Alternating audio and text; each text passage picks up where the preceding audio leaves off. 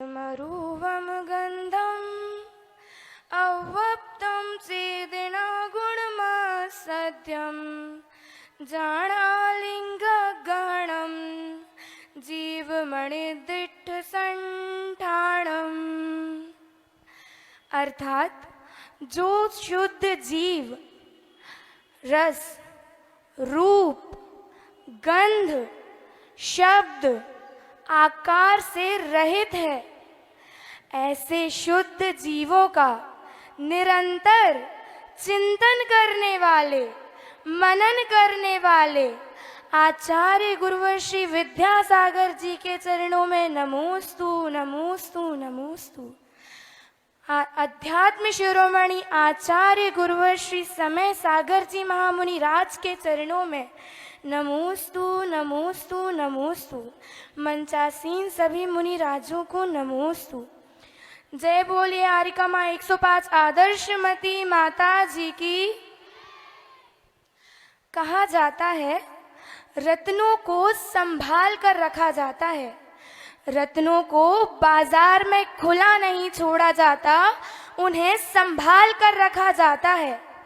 किसी संदूक में, किसी सुरक्षित स्थान पर जहां उनकी चमक संसार की धूल से अछूती रहे। कहाँ? किसी संदूक में, और जहां उनकी चमक संसार की धूल से अछूती रहे। आज ऐसा ही संदूक हम सभी के सामने है, लेकिन हमने इसमें कोई धन नहीं रखा, कोई स्वर्ण नहीं रखा, कोई रत्न भी नहीं रखा, लेकिन कुछ तो हमने इसमें सजो कर रखा है। प्रश्न ये नहीं हमने इसमें क्या रखा है, प्रश्न ये नहीं संदूक में क्या है, प्रश्न तो ये है कि क्या हम इस संदूक को खोलने योग्य हैं? क्या हम इस संदूक के रहस्य को पहचान पाएंगे? पूछिए अपने आप से, क्या आप इस संदूक के रहस्य को अपने जीवन में उतार पाएंगे? तो आइए हम इस संदूक को स्वयं खोलने का प्रयास नहीं करेंगे। हम इस संदूक को स्वयं खोलने का प्रयास नहीं करेंगे। इस संदूक में क्या रहस्य छिपा है, ये हम एक प्रस्तुति के माध्यम से जानेंगे। और शायद जब वह प्रस्तुति समाप्त होगी तब संदूक तो वही रहेगा, लेकिन उसका रहस्य आप सभी के हृदय में खुल चुका होगा। लेकिन इसका रहस्य आप सभी के हृदय में खुल चुका होगा। तो आइए अपने हृदय के द्वार खोलिए, अपनी श्रद्धा को प्रणाम की मुद्रा दीजिए और स्वागत कीजिए उस प्रस्तुति का। तो प्रस्तुत है प्रतिभा स्थली ललितपुर की एक विशेष ऐतिहासिक प्रस्तुति, गुरु महिमा एक अनमोल संदूक। जोरदार तालियों के साथ स्वागत कीजिए उस प्रस्तुति का।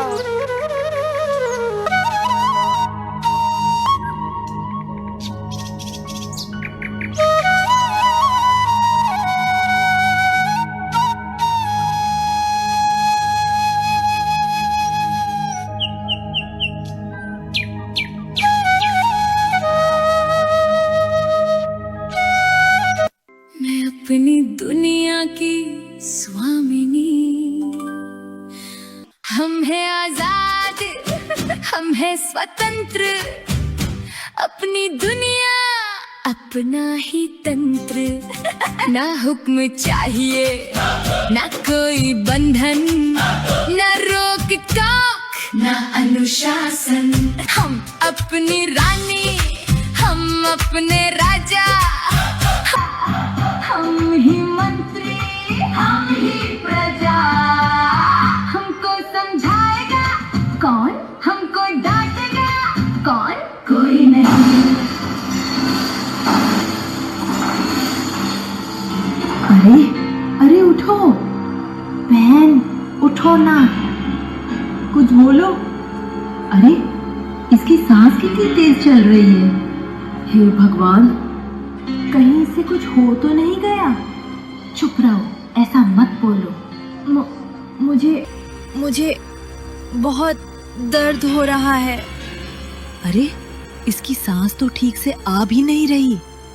कोई कुछ करो, इसे तुरंत अस्पताल ले चलो। हाँ, देर मत करो, अगर देर हो गई तो ये मर जाएगी। नहीं नहीं, ऐसा मत बोलो। लेकिन देखो इसकी हालत, इसकी तो जैसे सहने की ताकत ही खत्म हो गई है। दीदी को बुलाओ। हाँ, दीदी आएंगी तो कुछ करेंगी। जल्दी बुलाओ बांसुरी दीदी को। दीदी, दीदी, दीदी।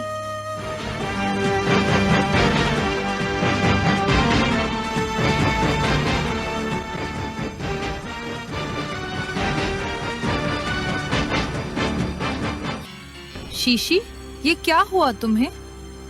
दीदी, ये गिर गई। इसमें अब दर्द सहने की ताकत भी नहीं बची।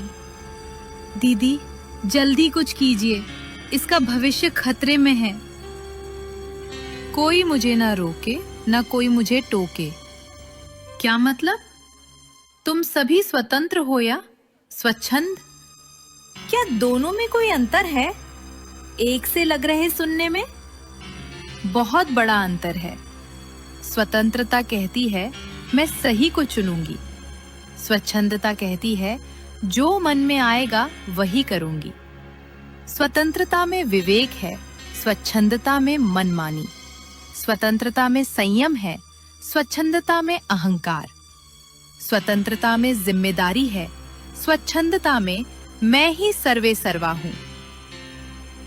दीदी, आप भी शुरू हो गई। हाँ, क्योंकि तुमने शुरू कर दिया है अपने पतन का उत्सव।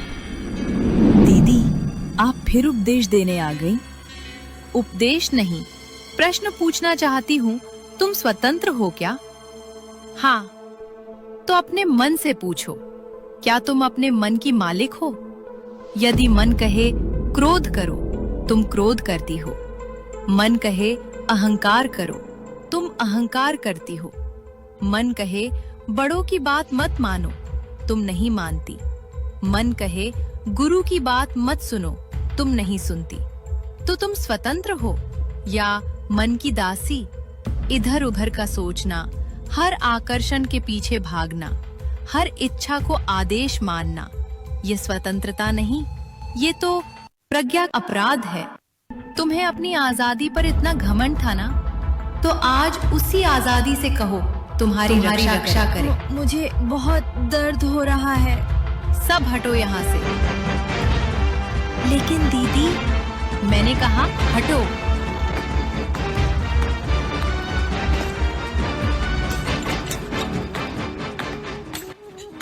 तुम मेरे शरीर के ये छेद देख रही हो? हाँ, तुम्हें पता है इन छेदों ने मुझे क्या दिया? दर्द नहीं, स्वर। कभी मैं भी तुम्हारी तरह थी। मुझे लगा मैं पूर्ण हूँ, मुझे किसी की आवश्यकता नहीं। फिर गुरु ने मुझे तराशा, घिसा, छेदा, डांटा। मुझे लगा मेरा अस्तित्व नष्ट किया जा रहा है। लेकिन आज मैं समझती हूँ, गुरु ने मेरा मूल अस्तित्व नहीं मिटाया, मेरे भीतर से मेरा अहंकार निकाला। आज इन्हीं छेदों से मेरा स्वर निकलता है। आज मेरे शरीर के छेद मेरी कमी नहीं, मेरी पहचान है।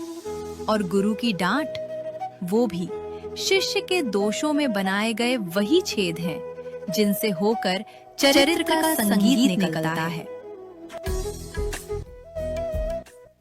दीदी, एक बात पूछूं? गुरु हमें डांटते क्यों हैं? इसका उत्तर आज तुम्हें रक्तराज देंगे।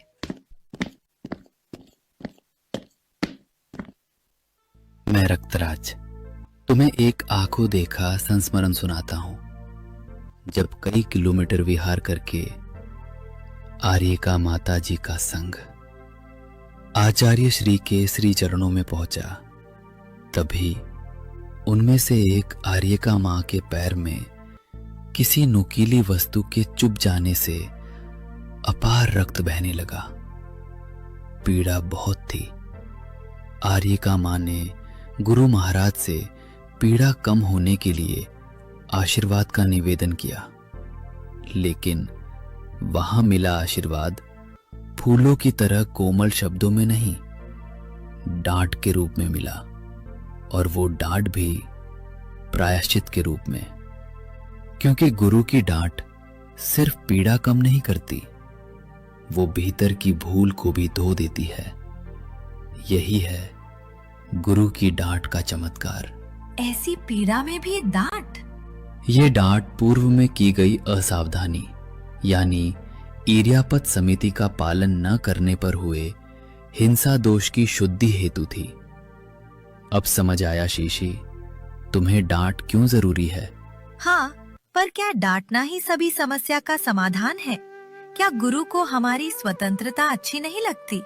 सुनो, मैं तुम्हें उदाहरण। जब माँ अपने बच्चे को सड़क पर दौड़ते देखकर चिल्लाती है, रुक जा, तो क्या माँ उसकी स्वतंत्रता छीन रही है? नहीं, वो उसे दुर्घटना से बचा रही है। बस यही डांट का पहला अर्थ है। जो तुम्हें रोकता है वो हमेशा तुम्हारा शत्रु नहीं होता, कभी कभी वो तुम्हारे भविष्य को बचा रहा होता है। सुनो, एक माली अपने पौधे की टेढ़ी शाखा को देखता है। वो उसे बांधता है, काटता है, सीधा करता है। अब पौधा कहे, माली मुझे बांध रहा है, मेरी स्वतंत्रता छीन रहा है, तो क्या माली निर्दयी है? नहीं दीदी, वो उसे सही दिशा दे रहा है। हाँ, पौधे को खुला छोड़ देना आसान है, पर उसे सही दिशा देना ही माली का धर्म है। और गुरु तो जीवन के माली हैं। लेकिन दीदी, कभी कभी डांट बहुत चुभती है। हाँ, चुभती है, क्योंकि डांट शरीर को नहीं, अहंकार को छूती है, और अहंकार सबसे नाजुक होता है। देखो, सोना जब तक आग में नहीं तपता, आभूषण नहीं बनता। पत्थर जब तक छेनी की चोट नहीं सहता, मूर्ति नहीं बनता। बीज जब तक मिट्टी के अंधकार में नहीं दबता, वृक्ष बनकर आकाश को नहीं छूता। हीरा जब तक घिसता नहीं, उसकी चमक दुनिया को दिखाई नहीं देती। ईंट जब तक भट्ठी की आग नहीं सहती, मजबूत भवन की नींव नहीं बनती। लकड़ी जब तक बढ़ई की रंदे की धार नहीं सहती, सुंदर आकार नहीं पाती। कपड़ा जब तक करघे के ताने बाने से नहीं गुजरता, वस्त्र का रूप नहीं पाता। गन्ना जब तक पिसता नहीं, उसमें छिपी मिठास बाहर नहीं आती। ठीक उसी प्रकार शिष्य जब तक गुरु की डांट नहीं पाता, तब तक उसके भीतर छिपा श्रेष्ठ मनुष्य कैसे जागेगा? तो दीदी, क्या गुरु की डांट भी छेनी की चोट जैसी है? हाँ, लेकिन अंतर समझो। दुनिया की चोट तोड़ती है, गुरु की चोट गढ़ती है। एक कुम्हार को देखो, मिट्टी का घड़ा बनाते समय एक हाथ से बाहर थपकी देता है, दूसरे हाथ से भीतर सहारा देता है। बाहर से लगता है वो मिट्टी को पीट रहा है, पर सच क्या है? वो पीट नहीं रहा, वो आकार दे रहा है। गुरु की डांट भी ऐसी ही है, बाहर से कठोर, भीतर से करुणामय। अगर गुरु डांटे ही नहीं तो क्या होगा? तब शिष्य वही करेगा जो उसका मन चाहेगा। और मन तो हर क्षण बदलता है। आज कुछ अच्छा लगा, कर लिया, कल कुछ और अच्छा लगा, वो कर लिया। पर जीवन मन की लहरों पर नहीं, विवेक की दिशा पर चलता है। तो डांट हमें मन से नहीं, विवेक से चलना सिखाती है। बिल्कुल, मन कहता है मुझे जो अच्छा लगे वही करो। गुरु कहते हैं जो तुम्हारे लिए हितकारी है वही करो। खरा सो मेरा, मेरा सो खरा नहीं। दीदी, मतलब जो मुझे अच्छा लगे वो जरूरी नहीं कि अच्छा ही हो। हाँ, मन की पसंद सत्य का प्रमाण नहीं। कभी कभी मन जिसे सुख समझता है वही भविष्य का दुख बन जाता है, और कभी जिसे मन आज कष्ट समझता है वही कल जीवन का वरदान बन जाता है। तो दीदी, मैंने भी तो यही गलती की। मुझे स्वच्छंदता अच्छी लगी, इसलिए मैंने उसे सही मान लिया। मुझे रोक टोक अच्छी नहीं लगी, इसलिए मैंने उसे गलत मान लिया। यही तो मन की चाल है। मन कहता है जो मुझे भाए वही सत्य, पर गुरु कहते हैं जो सत्य है उसे स्वीकार करो, चाहे वो तुम्हें भाए या ना भाए।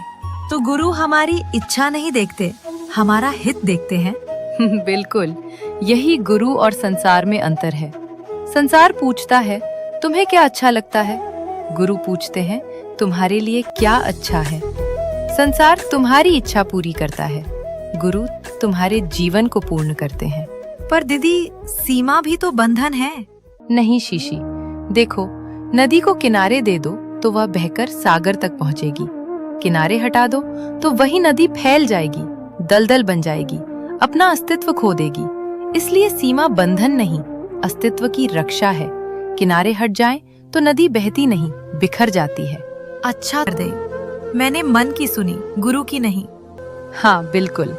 अब मुझे अपनी मनमानी नहीं, गुरु की मर्यादा चाहिए। मुझे खुलापन नहीं, सुरक्षित स्वतंत्रता चाहिए।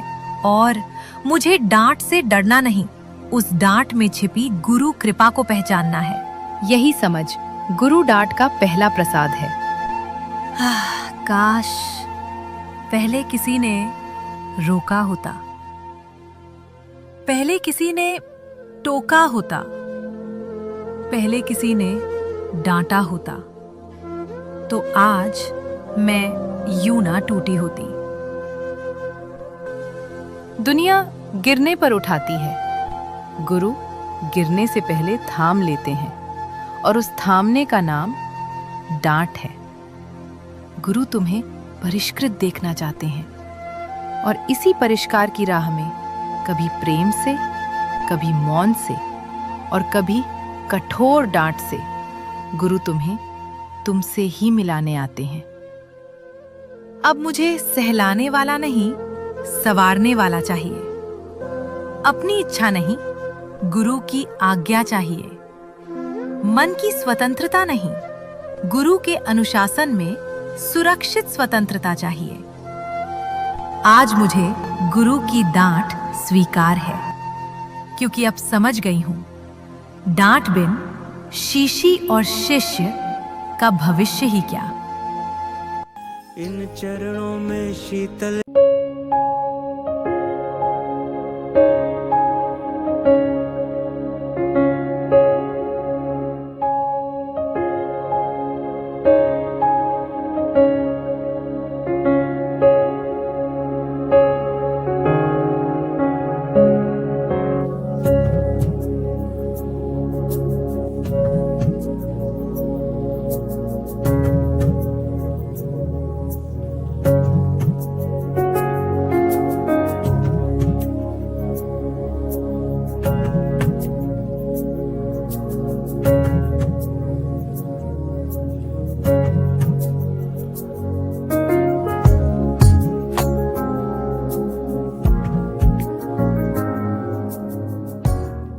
तुम्हें, तुम्हारे ऊपर ढक्कन, और तुमने इसे स्वीकार भी कर लिया।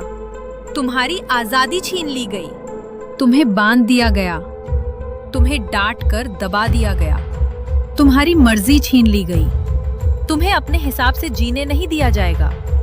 तुम अब पहले जैसी स्वतंत्र नहीं रही, तुम्हारी पहचान बदल दी गई, तुम्हारे ऊपर पहरा बैठा दिया गया, तुम्हारा अस्तित्व मिटा दिया गया। तुम सबने अपनी अपनी बात कह दी, अब क्या मैं कुछ कह सकती हूँ? हाँ, मेरे ऊपर ढक्कन है। देखा, मान लिया ना, तुम अब स्वतंत्र नहीं हो। नहीं, आज पहली बार मैं स्वतंत्र हुई हूँ। ढक्कन के भीतर और स्वतंत्र? हाँ, क्योंकि पहले मैं खुली थी लेकिन स्वतंत्र नहीं थी। ये कैसी पहेली है? तुम कहती हो मैं स्वतंत्र थी? नहीं, मैं तो अपने ही मन की गुलाम थी। लेकिन अब गुरु की डांट ने मुझे पहली बार अपने मन से ऊपर उठना सिखाया है। एक डांट से एक डांट नहीं, वो डांट मेरे भीतर छिपे उस अहंकार पर थी जो मुझे गिरा रहा था। लेकिन डांट तो दुख देती है। हाँ, लेकिन सोचो, यदि शरीर में कांटा चुभ जाए तो क्या हम उसे इसलिए छोड़ देते हैं कि निकालते समय दर्द होगा? नहीं, क्योंकि हम जानते हैं शर भर का दर्द लंबे समय के घाव से बेहतर है। गुरु की डांट भी ऐसी ही है। आज की चोट कल के पतन से बचाती है। लेकिन हमें तो लगा गुरु हमें रोकते हैं। हाँ, गुरु रास्ता नहीं रोकते, गुरु गलत रास्ता रोकते हैं। अब हम भी समझ गए, डांट बिना शीशी और शिष्य का भविष्य ही क्या। हाँ तो चलो गुरु की डांट का प्रसाद पाएं, क्योंकि डांट बिना शीशी और शिष्य का भविष्य ही क्या। आचार्य गुरुवर समिसागर जी, नमन मेरा स्वीकारो। करुणाकारी परमुपकारी, मम आराध्य हो गुरुवर। आप समर्पण की परिभाषा हम सबकी हो हिम्मत आ। यही प्रार्थना बस एक गुरुवर सदा संग यूं रहना। हम भक्तों के आप हो भगवन, हम भक्तों के आप हो भगवन। तारणहार हो गुरुवर, आचार्य गुरुवर समिसागर जी, नमन मेरा स्वीकारो।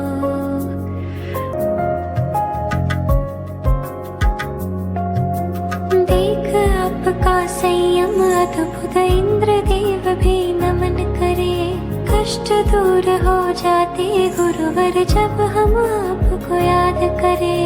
आप हमारे हम आपके, आप हमारे हम आपके। ओ सदा रहेंगे गुरुवर, आचार्य गुरुवर समिसागर जी।